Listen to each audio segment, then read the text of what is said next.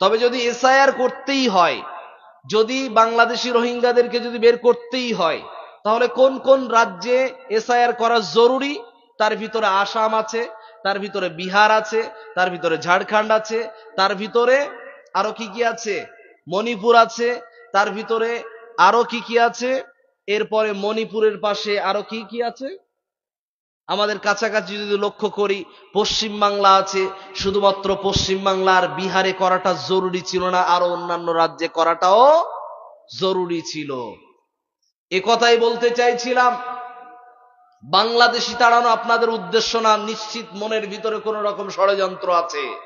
না হলে ইতিপূর্বে এসআইআর হয়েছিল, কিন্তু সময়টা ছিল দীর্ঘক্ষণ সময় ধরে হয়েছিল, কিন্তু এখন সময় দেওয়ার পর আবার সময় টপ করে আবার কমিয়ে দেওয়া হয়েছে। কথা ঠিক না ভুল? আমি আপনি যদি লক্ষ্য করি, ষড়যন্ত্রের বেড়াজাল যদি লক্ষ্য করতে চাই, তাহলে বিহারের ভোটের পরের ফলাফল দেখলে বুঝতে পারা যায় চক্রান্তটা কোন জায়গায় ঘটেছে। একই বাড়ির ভিতরে পুরো গ্রামে 16,000 ভোটার সংখ্যা, একটা বাড়ির ভিতরে 4,000 ভোটার জীবনে হয়? এটা মেনে নেওয়া যায়? এটা তো হলো আরো বিভিন্ন রকম যদি ঘটালা দেখি, তাহলে পশ্চিম বাংলার আসন্ন যে সমস্ত ইলেকশন সিস্টেম আসছে, ওই সময়টায় আসলে তার পরবর্তী সময় আমরাও দেখতে পাবো টাটকা জলজান্ত এসআইআর এর ফলাফল দেখতে পাবো। এখন বুঝতে পারছি না যে এর ষড়যন্ত্র কি কি আছে। আমি আপনাকে বলতে চাইছিলাম এ কথা, যদি অরিজিনাল রোহিঙ্গা বাংলাদেশিকে যদি ভাগাতেই হয়, তাহলে হাসিনা বুবুকে এখানে কোলে করে রেখে দিয়েছেন কেন? ফেলে দেন। বাংলাদেশে তো আসামি, ফাঁসির রায়ের ঘোষণার আসামি হয়ে আছে সে, তাই না? সে কি শিশুদেরকে হত্যা করেছে, ছাত্রদেরকে হত্যা করেছে। তাও কিভাবে কিভাবে মেরেছে? পুলিশ দ্বারা তো মেরেছেই, আবার হেলিকপ্টার দিয়ে গুলি বর্ষণ করে ছোট্ট বাচ্চাকে মেরেছে, তার বুকে গুলি মেরেছে, সেই গুলি গিয়ে দেয়ালের টাইলসে গিয়ে লাগছে, টাইলস পর্যন্ত ভেঙে গেছে। কিভাবে শুট করার ব্যবস্থা করেছে বুঝতে পারছেন? এরে যদি ফাঁসি না দেওয়া হয়, কাকে ফাঁসি দিতে হবে? এ পশুর থেকে জঘন্য না? এই জায়গাতে তারা সেখানে ট্রাইব্যুনালের মাধ্যমে তারা কি করেছে? ফাঁসির রায় ঘোষণা করেছে আদালত থেকে, আইনি ব্যবস্থা অনুযায়ী। বলতে চাইছিলাম, যদি বাংলাদেশি ভাগাতে হয়, তাহলে হাসিনারে ওই দেশে আগে ভাগাতে হবে। কথা ঠিক না ভুল? নাম্বার 2, যদি বাংলাদেশি ভাগাতে হয়, এদেশের বুকে কোলে করে যত্ন করে আগলে সুন্দর করে সোহাগ দিয়ে মমতা দিয়ে যত্ন করে রেখে দিয়েছেন, তার নাম হলো মুসলমানের বাচ্চা, তার নাম কি? তসলিমা নাসরিন। ওরে কেন পাঠানো হচ্ছে না? যদি মনে হয় বাংলাদেশি ভাগাতে হবে, তার ভিতরে বাংলাদেশি ব্যক্তিত্বদের দাবি যে এখানে বসে আছে শামীম উসমান, সে বারবার বলতো খেলা হবে, এই স্লোগান মেরে সে বারবার এই কথা বলতো। বলতে চাইছিলাম, অরিজিনাল যারা বাংলাদেশ এখানে আছে, তারা যদি এখানে সত্যই থেকে থাকে, এটা তো প্রমাণিত এখানে আছে তারা। তো এই কথা যদি আপনি বুঝতেই পারছেন, তাদেরকে তাড়াচ্ছেন না কেন? অরিজিনাল ভারতীয়দেরকে তাড়ানোর জন্য, ষড়যন্ত্র করার জন্য লেগেই আছে। বুঝতে পারা যায় এর ভিতরে হিংসা কাজ করে। এই কথা বলেছিল ফেরেশতারা বলল যে আল্লাহ পাক রব্বুল আলামিন, তুমি ওদেরকে জমিনে পাঠাবা কি জন্য? এরা তো জমিনে যাওয়ার পরে হিংসা করবে, রক্তারক্তি করবে। রক্তারক্তি কেমন ভাবে হবে? ছোট ছোট বাচ্চাদেরকে ধর্ষণ করে মেরে ফেলে। বর্তমান সময়ে 3 দিন আগে ঘটনা ঘটলো মুম্বাইয়ের বুকে, 3 বছরের বাচ্চাকে, ছোট্ট শিশু নারীকে ধর্ষণ করে তার মুখের উপরে পাথর মেরে মেরে তাকে হত্যা করে দেওয়া হলো। 2 নম্বরে যদি আমরা লক্ষ্য করি, কয়েক বছর আগে কাশ্মীরের বুকে একজন মুসলিম ছোট্ট নারী, 7 বছরের বাচ্চা, তাকে মন্দিরের ভিতরে নিয়ে গিয়ে 14 জন মিলে ধর্ষণ করে তাকে, আসিবা নামক ছোট্ট একটি কন্যাকে পৃথিবী ছেড়ে বিদায় করিয়ে দিয়েছিল। এটাও পাথর মেরে মেরে তাকেও হত্যা করা হয়েছিল। এজন্যই বলছি মানুষ রক্তারক্তি করবে, এটা বলেছিল ফেরেশতারা। বর্তমান সময়কে যদি আমরা লক্ষ্য করি, এই যে গত কয়েক বছর আগে আমরা পার্লামেন্টে পাঠানোর জন্য নেতাদেরকে আমরা কি করেছিলাম? ভোট সিস্টেম, ব্যাংকিং সিস্টেম করেছিলাম।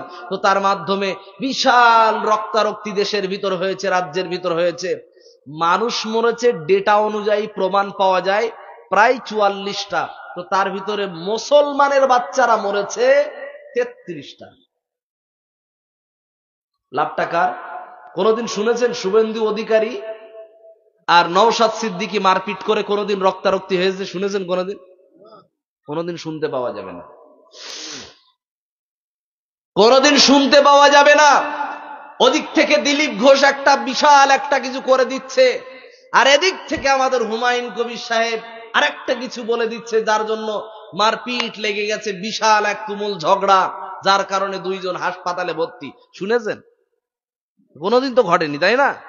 তো পার্লামেন্টে যারা যায়, এসি ঘরে যারা বসে থাকে, 1 লাখ টাকা 1.5 লাখ টাকা যাদের বেতন, 80,000 টাকা 90,000 টাকা করে বেতন পায়, তো তারা তো কোনোদিন মারপিট করে না। আপনি আর আমি জনগণ হিসেবে মারপিট করি কেন? লাভটা কি? ফলাফলটা কি এলো?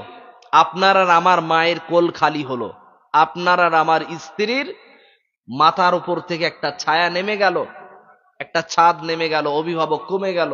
দুঃখ তো আপনি আমি বুঝতে পারি না, মরার পরে তাদের জায়গা, ওই জায়গাটাতে তারা বোঝে কি সাফারিং তারা করে। আমি আপনাকে বলতে চাইছিলাম, জনগণ জনগণ মারামারি করবে, রক্তারক্তি করবে, এটা ফেরেশতাদের অভিজ্ঞতা থেকে তারা বলেছিল। তারা কিন্তু ভবিষ্যৎ জানে? ফেরেশতারা ভবিষ্যৎ জানে না, ফেরেশতাদের পূর্বের অভিজ্ঞতা মানুষের নামে চালিয়েছিল। এবার আল্লাহ পাক রব্বুল আলামিন তিনি ফেরেশতাদের কাছে জিজ্ঞাসা করলেন, ফেরেশতারা নিষেধ কেন করো? মানুষ সৃষ্টি করতে গিয়ে কথা তোমরা কেন বলছো? আল্লাহ পাক রব্বুল আলামিনের কাছে ফেরেশতারা সাথে সাথে বলল, আল্লাহ মানুষকে কেন সৃষ্টি করবা? আল্লাহ পাক তিনি বললেন, ওরা যাতে আমার ইবাদত করে, আমার গোলামি করে, আমার বান্দেগি যাতে করে, আমি আল্লাহর সেজদা করে, আমি আল্লাহর জন্য মাথা নত করে, এই জন্যই তাকে আমি সৃষ্টি করব। আল্লাহ পাককে ফেরেশতারা সাথে সাথেই বলল, وَنَحْنُ نُسَبِّحُ بِحَمْدِكَ وَنُقَدِّسُ لَكَ। আল্লাহ পাক তিনি বললেন, তোমার প্রশংসা করার জন্য, তাসবিহ করার জন্য, ইবাদত করার জন্য, জিকির করার জন্য আমরা কি যথেষ্ট নই? ফেরেশতারা প্রশ্নের পর আল্লাহ পাক তিনি বললেন, ক্বালা ইন্নী আ'লামু মা লা তা'লামুন। ভবিষ্যৎ সম্পর্কে, মানুষ সম্পর্কে আমি আল্লাহ যতটা জ্ঞান রাখি তোমরা ততটা জানো না। আল্লাহ পাক তিনি কমেন্ট করে এবারে বললেন, মানুষ তৈরি হবে, আদমকে পাঠানো হবে, আদমকে পৃথিবীতে পাঠানো হবে, আদম সন্তান বৃদ্ধি করা হবে, আমি আল্লাহর সিদ্ধান্ত চূড়ান্ত, ফাইনাল। আমি যেটা জানি তোমরা ওটা জানো না, ওটা সম্পর্কে জ্ঞান রাখো না। আল্লাহ পাক রব্বুল আলামিন তিনি মানুষকে পাঠাবেন বলে এবারে বুঝতে পারা যায় মানুষের ভিতরে দোষ ত্রুটি, অন্যায়, বিভিন্ন রকম ভুল ত্রুটি থাকতেই পারে। তবে মানুষ ওই ব্যক্তিদের ভিতরে ভালো, ওই ব্যক্তিটা, যেই ব্যক্তিটা কি করে, অন্যায় ভুল করার পরে আল্লাহর রাস্তায় পুনরায় ফিরে আসে, আল্লাহ পাক রব্বুল আলামিনের কাছে অনুতপ্ত হয়, আল্লাহ পাকের কাছে ক্ষমা চায়। মানুষের কাছে ভুল করলে মানুষের কাছে ক্ষমা চাইবে। আল্লাহ পাক তিনি বললেন, যদি পৃথিবীতে ভালো মানুষ হওয়ার প্রয়োজন মনে হয়, তাহলে তোমরা কি করবে? তোমরা কয়েকটি বৈশিষ্ট্য অর্জন করবে। 1 নম্বরে আল্লাহ বলেন সূরাতুল ফুরকান, পারা নাম্বার 19, সূরা নাম্বার 25, রুকু নাম্বার 6, আয়াত নাম্বার 63, আল্লাহ বললেন, ওয়া ইবাদুর রাহমানিল্লাযীনা ইয়ামশুনা আলাল আরদি হাওনা। বান্দা, আমি আল্লাহর প্রিয় বান্দা যদি হতে চাও, দেশের যদি ভালো নাগরিক হতে চাও, তাহলে তোমাদের বিনয়ী হওয়া লাগবে। বিনয়ী হতে হবে। বিনয়ী মানুষের শত্রু হবে না। যদি বিনয়ী হতে পারেন তাহলে আপনার শত্রু কমে যাবে। যদি বিনয়ী হতে পারেন তাহলে আপনার বন্ধুত্ব বেড়ে যাবে, মানুষের সঙ্গে সম্পর্ক ভালো হবে। আমাদের আচরণ যত রূঢ় আচরণ হবে, আমরা যত অহংকারী হব, মানুষ তত আমার কাছ থেকে কেটে পড়বে, আমার পাশে থাকবে না কেউ। অতএব আমাদের বিনয়ী হওয়া লাগবে। বিনয়ী হওয়ার মানে হলো, আমি একজন ভালো জামাই। বিনয়ী হতে পারলে আমি একজন বাড়ির ভালো সন্তান। আমি বিনয়ী হতে পারলে আমি বাড়ির একজন ভালো বাবা, বাড়ির একজন ভালো দুলাভাই, আত্মীয়দের ভালো একজন আমি ভাই, ভালো একজন আত্মীয়, ভালো একজন কুটুম। অতএব বলতে চাইছিলাম বিনয়ী হওয়া লাগবে, এবং মা বাবার সামনে সবার থেকে বেশি বিনয়ী থাকা লাগবে। আল্লাহ পাক রব্বুল আলামিন এ ব্যাপারে তিনি বলেন, ইম্মা ইয়াবলুগান্না ইনদাকাল কিবারা আহাদুহুমা আও কিলাহুমা ফালা তাকুল লাহুমা উফফিন ওয়ালা তানহারহুমা ওয়া কুল লাহুমা কাওলান কারীমা। আল্লাহ পাক রব্বুল আলামিন তিনি বললেন, বান্দারে, মা বাবার সাথে ইহসান করবে, কিন্তু কিভাবে করবা? মা বাবার সামনে বিনয়ী থাকার অর্থ এটা, মা বাবাকে খোঁচা দেওয়া যাবে না, খোঁটা দেওয়া যাবে না, মা বাবার সাথে বিয়াদবি করা যাবে না, মা বাবার সামনে কোন রকম ভাবে তর্কে জড়ানো যাবে না, অতিরিক্ত কথা বলা যাবে না, জোরে কথা বলা যাবে না, জোরে তার সামনে দাপাদাপি লাফালাফি করা যাবে না। মা ফোন করে বলছে, বাবা বাড়িতে আয়, ভাতটা খেয়ে যা, তোর জন্য আমি বসে আছি। এই, এত ফোন করে জ্বালাতন করো, ভাল লাগে না, ফোন রাখো। মারে এই কথা বলা যাবে না। মাকে পরিষ্কার রূপে সুন্দর করে বলতে হবে, মা বাইরের খাবার না খেয়ে থাকি আর না থাকি এটা বিষয় না, আমি বাড়িতে গিয়ে তোমার হাতের রান্না খেয়ে তারপরে আমার মনটা ঠান্ডা হয়। মাকে যদি এটা বলতে পারেন, মা আপনার জন্য আল্লাহর কাছে, রবের কাছে দোয়া করতে বাধ্য হয়ে যাবে। মা আল্লাহর কাছে দোয়া করতে থাকবে, রব্বুল আলামিন আমার কোলের মানিকটাকে আমার কোলে তুমি ফিরিয়ে দিও, আমার হাতের যে রান্না আমি তৈরি করেছি মমতা দিয়ে, আল্লাহ আমার সন্তানের মুখে ওই খাবারটা তোলার পরে তুমি অন্য কিছু রহমত দিয়ে ব্যবস্থা করে দাও আল্লাহ। সে আল্লাহর কাছে দয়া ভিক্ষা চাইবে আপনার আর আমার জন্য। অতএব মায়ের দোয়া চাওয়াটা পাওয়াটা অনেক বেশি জরুরি, এর জন্য বিনয়ী হওয়া লাগবে। আল্লাহ পাক রব্বুল আলামিনের রাসূল করিম সাল্লাল্লাহু আলাইহি ওয়াসাল্লাম তিনি বললেন, বিনয়ী হওয়ার অর্থ আরেকটা হলো, সেটা হলো সৎ সন্তান হওয়া। সৎ সন্তান হলে আল্লাহ পাকের রাসূল তিনি বললেন, আওয়ালাদিন সালিহিন ইয়াদউ লা, মা বাবা যখন মৃত্যুবরণ করে তার আমলনামাটা সম্পূর্ণ ক্লোজ হয়ে যায়, বন্ধ করে দেওয়া হয়ে যায়, ওর আমলনামার খাতা আর খোলা হয় না। যদি ওর জাহান্নামে চলে যায় তাহলে জাহান্নামের ঠিকানা, চিরস্থায়ী আযাবে ভুগবে। অতএব ওই জায়গাতে যদি কোনো রকম আযাব কমানোর ব্যবস্থা করা লাগে, তাহলে সন্তান নামক নেক সন্তান মা বাবার কবরের কাছে গিয়ে দোয়া করলে আল্লাহ পাক রব্বুল আলামিন ওই দুয়ার বদৌলতে, মাদ্রাসার দানের বদৌলতে, ঈদগাহের দানের বদৌলতে, মসজিদের দান করার বদৌলতে মা বাবার কবরের আযাবটাকে আল্লাহ ওই আমলনামা খুলে দিয়ে কিছুটা আযাব কমিয়ে দেওয়ার ব্যবস্থা করে দেয়। বলা যাবে না সুবহানাল্লাহ? তাহলে নেককার সন্তান, সৎ সন্তান, সালেহ সন্তান, বিনয়ী সন্তানের দুয়ার পাওয়ার অনেক বেশি আছে। এজন্যই বলতে চাইছিলাম, সন্তান মা বাবার সামনে বেশি লাফালাফি করেন না। পৃথিবীর অন্যান্য নেতাদের বেশি চাটাচাটি করার দরকার নাই। আমাদের সমাজে মানুষ আগে পা চাটতো নেতাদের, এখন তো চটি চাটে। চটি দেখা যায় না? ভিডিও ক্যামেরা করে, অন ক্যামেরা করে মানুষকে দেখায় যে দেখো আমি চটি পড়ি। আমি কি পড়ি? তুমি চটি পড়ো আর যাই পড়ো, তোমার চটি দেখার আমাদের দরকার নাই। আর একজন তো আমাদের সামনে ডাইরেক্ট বলেই দেয়, হাম ফকির আদমি হ্যায়, ঝোলা নেকে নিকাল পড়েঙ্গে। ভাই তুমি ফকির হওয়ার চাওয়ালা হও, আমাদের দেখার দরকার নাই।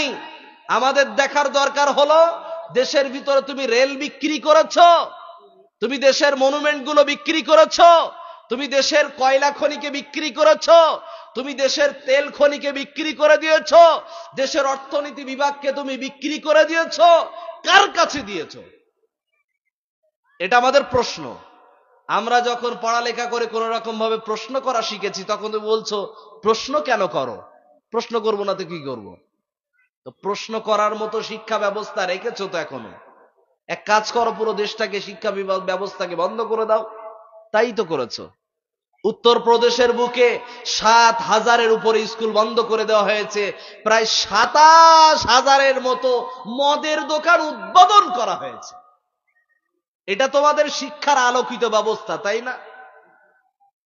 দেশকে বিকাশ কর রহে হ্যায়, বহুত বিকাশ হচ্ছে। বলে না বেটি বাঁচাও, বেটি বাড়াও, বেটি বাঁচাও বেটি পড়াও। বেটিদেরকে যে বাঁচাবে তার তো ব্যবস্থা করতে হবে, তাই না? শুনেছিলাম আইন হয়েছে দেশের ভিতরে, শিশুরা ধর্ষিতা হলে, ছোট বাচ্চা মেয়েরা ধর্ষিত হলে তাদের ওই ধর্ষণকারীকে ফাঁসি দেওয়া হবে। ভারতবর্ষের ডেটা থেকে পাওয়া যায় প্রতি 24 ঘন্টায় এদেশের বুকে 100-র ওপরে অর্থাৎ 110টা করে মেয়েরা ধর্ষিতা হয় এদেশের বুকে। আচ্ছা, আজ পর্যন্ত কোন ধর্ষকের ফাঁসি হয়েছে আমরা দেখতে পেয়েছি? হ্যাঁ, তা আইন করে কি করেছেন? 370 ধারা বাতিল করলেন, আইন করলেন তো দেশের ভিতরে খুব জাঁকজমক। আজ বললেন কালকে বাস্তবায়ন। তালাক বিল পাশ করলেন তো সাথে সাথে বাস্তবায়ন। তো ফাঁসির বিলটাও তো পাশ করেছেন, বাস্তবায়ন কবে করবেন আমরা দেখতে চাইছি। আরে উদ্বোধন করেন না। যদি কোনো মুসলমান ধর্ষককেও যদি পান, তাকে ফাঁসি দিয়ে অন ক্যামেরা সারা বিশ্বকে লাইভ দিয়ে দেখিয়ে দেন যে মুসলমানদের কোরআনের আইনি ব্যবস্থা হলো ধর্ষকদের পাথর মেরে মেরে মেরে ফেলতে হয়। ওই রকম আইন তোমরা ক্রস ফায়ারে গুলি করে ফাঁসি দিয়ে যাও, একটা ব্যবস্থা তো নিয়েছো, মৃত্যুদণ্ড তোমরা কার্যকর করেছো, এটা দেখাও একটা। আমরা চাই ওটা। দেশের আইনকে আমরা ভালোবাসি, দেশের সংবিধানকে আমরা ভালোবাসি। বলতে চাইছিলাম এদেশের বুকে আমরা বসবাস করছি, দেশের জনগণকে শান্তি দেওয়ার জন্য নেতাদেরকে পার্লামেন্টে পাঠানো হয়, নেতাদের চটি চাটার জন্য আমাদের দরকার নাই। কথা ঠিক না ভুল? নেতাদের চটি চাটা যাবে না। যদি চটি বা তাদের পায়ের কতটা দাম যদি লক্ষ্য করতে হয়, কম্পেয়ার করেন। নেতাদের পায়ের তলায়, চটির তলায় গন্ধ কিছু থাকতে পারে, কিন্তু আমার আপনার মা আর বাবার পায়ের তলায় জান্নাত পাওয়া যাবে। কথা ঠিক না বল? অতএব নেতাদের পায়ের তলায় গিয়ে লাভ নাই। যদি ঘুরতেই হয়, মায়ের পায়ের তলায় খুঁজে দেখেন কি আছে, সম্পদ আছে। আবার যদি লক্ষ্য করে দেখা যায় যে মায়ের পায়ের তলায় কি আছে, দেখি তো, না খুঁজে পাবেন না কিছু। ওই পাটা অনেক দামি।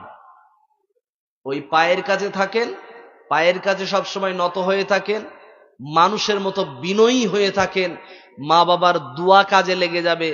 বেঈমান নেতাদের দোয়া আপনার আমার কাজে কখনো লাগে না, কারণ তারা যখন স্বার্থ ফুরিয়ে যায় তখন কি করে? বিভিন্ন মানুষদের মতো উচ্ছিষ্ট মনে করে তাদেরকে ফেলে দেয়। দেখিনি আমরা? ব্যবহার করা হয়ে গেছে, তাকে ফেলে দিয়েছে, তাকে বাদ দিয়ে দিয়েছে। যাকে বলা হয়, বিভিন্ন সময় আমরা দেখতে পেয়েছি তিহার জেলে কারা কারা গিয়েছিল, বিহারের জেলে কারা কারা গিয়েছিল, আলিপুর জেলে কারা কারা গিয়েছিল। আমরা নেতাদের দেখিনি? যাদের ব্যবহার করা শেষ, তো দেশ থেকে তাকে কি করা হলো, দল থেকে তাকে কি করা হলো, আমরা জানি না, চিনি না, উনি কি অন্যায় করেছে আমরা জানি না, ওই অন্যায়ের সঙ্গে আমাদের সম্পর্ক নাই। আমি আপনাকে বলছি, মা বাবার সঙ্গে থাকেন, মা বাবা আপনার পাশে দাঁড়াবে। মা বাবার পায়ের অনেক দাম আছে।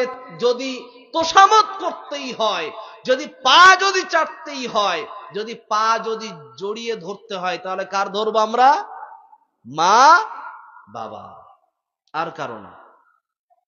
আল্লাহ পাক রব্বুল আলামিন তিনি বললেন অহংকারী হওয়া যাবে না, বিনয়ী হওয়া লাগবে।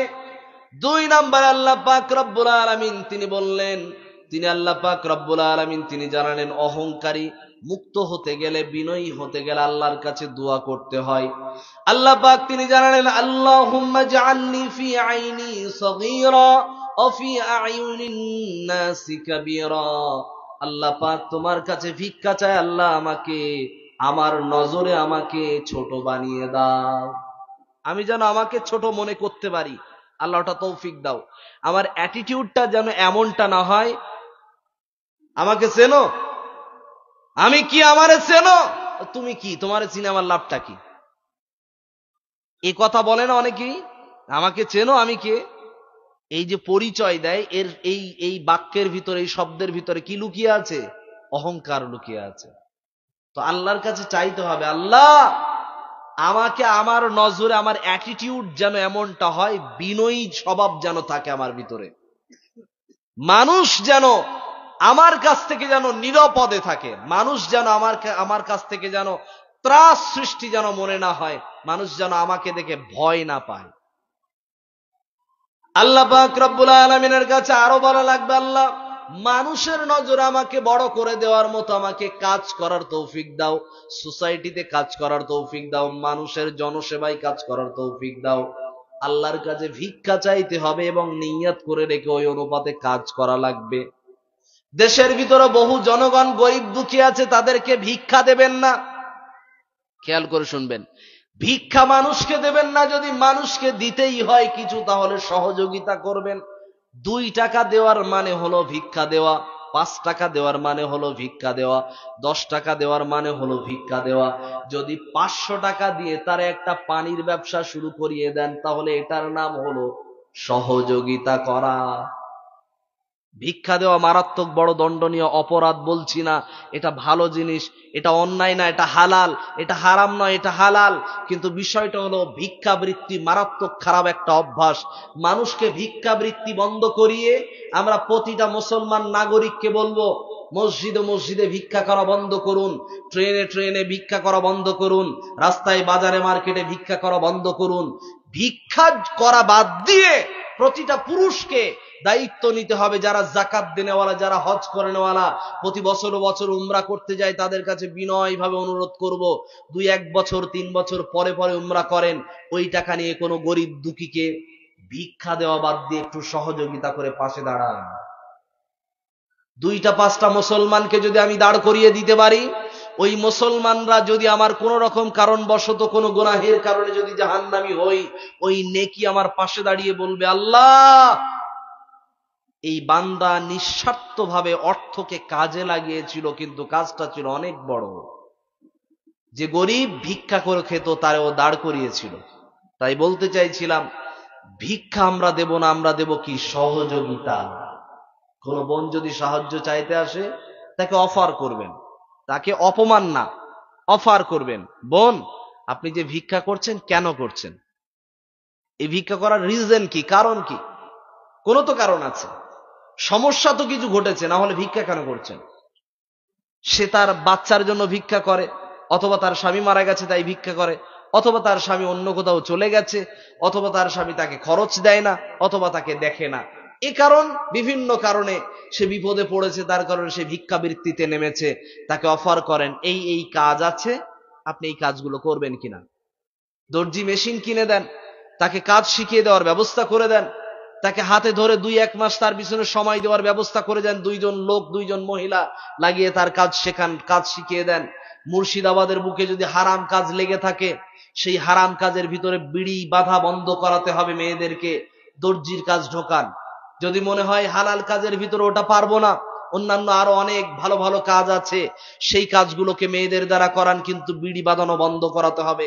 এই কাজের ভিতর হালাল টাকা নাই।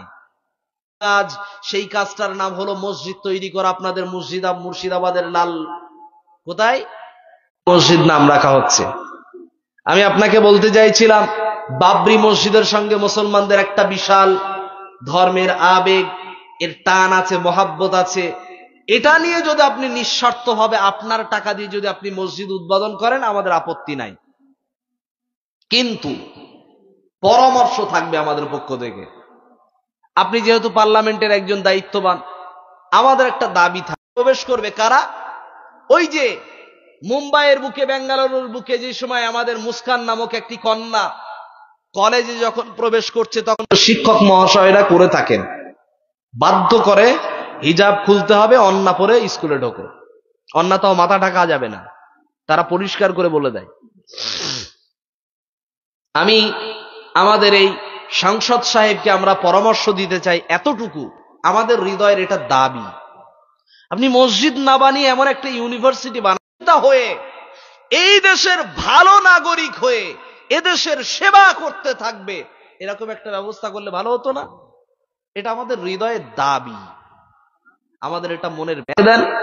অথবা বড় একটা হসপিটাল বানান, যেই কারণে মুর্শিদাবাদ থেকে দৌড়ে দৌড়ে রাত জেগে জেগে সেই ভোরবেলা রাত্রেবেলা গিয়ে নীলরতন, আরজিকর অথবা মেডিকেল বিভিন্ন জায়গাতে গিয়ে লাইনে দাঁড়ায়, লালগোলা থেকে ছুটে যায়, এই মুর্শিদাবাদ থেকে ছুটে যায়। এই মানুষগুলোর পাশে দাঁড়ানোর যদি ইচ্ছা হয়, ভালো একটা কি উপকার হতো, কমিউনিটির উপকার হতো। মসজিদ বানিয়ে লাভটা কি হবে? অলরেডি মুর্শিদাবাদের বুকে শত শত শত শত আর দিন আর ঈদের দিন ছাড়া মুসল্লি সংখ্যা পাওয়া যায়, না, এটা বাস্তবতা। এই বাস্তবতার নিরিখে যদি লক্ষ্য করা যায়, বাবরি মসজিদ বানিয়ে নতুন করে লাভটা কি হবে? কথা বলেন। মসজিদ যদি তৈরি করতে হয় তো আপনি বানান, আপনার অর্থ দিয়ে আপনি বানাবেন, হালাল জিনিস বানাবেন, ইবাদতের জন্য বানাবেন, আল্লাহর সন্তুষ্টির জন্য। আপনার বানানো নিয়ে আমরা কি করি না, আপনাকে অপরাধী বানাচ্ছি না। বর্তমান সময়ে এটা নিয়ে অনেক ইস্যু হচ্ছে। ইস্যুটা কি? উনি যে বাবরি মসজিদ বানাচ্ছে তা নিয়ে অনেকের আবার মন্দির বানান, অথবা নিউ টাউনে নতুন করে মসজিদ বানানোর পরিকল্পনা করছেন, যেখানে বানানোর প্রয়োজন নাই, তারপরেও বানাবেন বলছেন। তো বানান।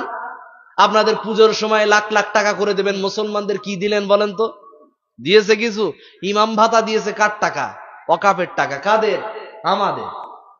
তো আমাদের টাকা আমাদের কি দিলেন? এটা কি দেওয়া হলো? অনুদান হলো? যাই হোক, দিন শেষে হালাল হবে। আপনারা যে বারবার যে এটা বলেন যে আমরা নাকি মুসলিম দরদি, মুসলিম দরদি, তো মুসলিমদের জন্য কিছু করেন, মুসলিমদের জন্য কিছু করে দেখান। কি করবেন?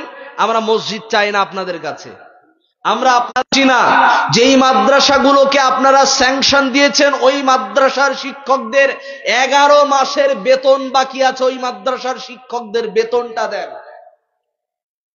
মাদ্রাসার সিনিয়র মাদ্রাসা, হাই মাদ্রাসার শিক্ষকদের যেটুকু বেতন বাকি আছে ওই বেতনগুলো দেন। আর যেই চাকরিজীবী সন্তানগুলো উপযুক্তভাবে চাকরি পাওয়ার যোগ্য ছিল, যারা ধর্ণা ধরে বসে আছে, অন্বেষণে আছে, যারা আন্দোলনে রপ্ত আছে, তাদেরকে চাকরি দিয়ে তাদেরকে সান্ত্বনা দেন। আমাদের নতুন করে ভিক্ষা দিতে হবে না, লক্ষ্মীর ভান্ডার লাগবে না।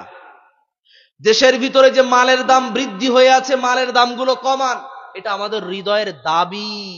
আমরা দাবি করতেই পারি, আমরা দেশের জনগণ।